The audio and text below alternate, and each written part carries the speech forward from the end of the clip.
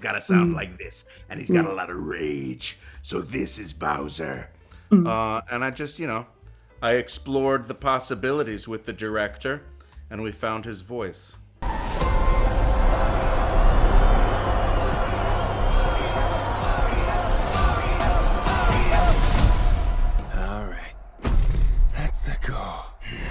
And I would like to start by saying that when this movie adaptation was announced, the possibilities for the plot were endless, considering the characters and the worlds and the time, etc., etc. But I think it is perfect for this film to focus the story on the relationship between two brothers who understands that the real power star is their love and support for each other.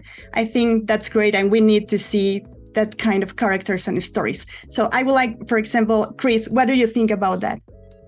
Well, I think that's very well said. Yes, we could have done anything with this. You're right, and they did a great job of rooting the conflict in a relationship that is familiar to everybody. Sibling relationships are very powerful relationships, and I think it was a great way for them to create the need for a quest for this rescue mission, because you have the built-in character work of two siblings. You get to learn about Mario and Luigi, what drives them, what motivates them, what they've been through, what they have to lose, the people in their lives who are disappointed in what they've become, all of those things.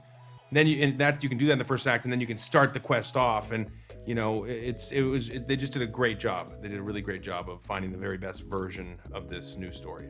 For a really long time, Bowser didn't have a voice, He grunted like a cat or a dinosaur in the 90s, and then he had this evil laugh, and then he started to talk, but it was weird. So how did you translate all of his voice changes to create your Bowser that it's great and it's the best? Yeah, it's true. He didn't have a voice for several years. In the early games, he was just grunting, fire-breathing monster. I just looked at the artwork, and I imagined how big he was. I knew he had to have a lower voice and some gravel because he breathes fire. He's got to sound like this, and he's got a lot of rage. So this is Bowser.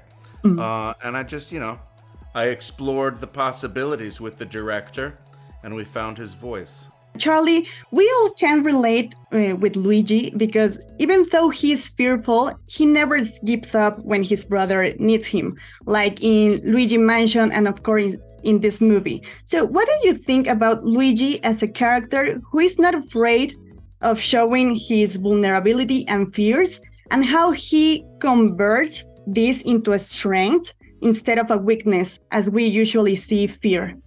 I think that's what makes Luigi so relatable and why fans like that character so much, is that he wears that vulnerability on his sleeve. He's afraid, he's cautious, he's nervous, and yet he faces his fears. He goes and he puts himself in these situations that the audience knows he doesn't want to be in, and he does it anyway because he knows it's the right thing to do.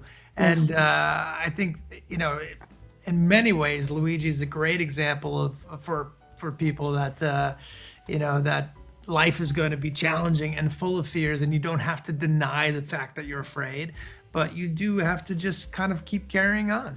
In the movie, we see a Super Smash battle and a race on the Rainbow Road. So what's your favorite Mario Kart course and your favorite Super Smash Bros. Stage? Ooh.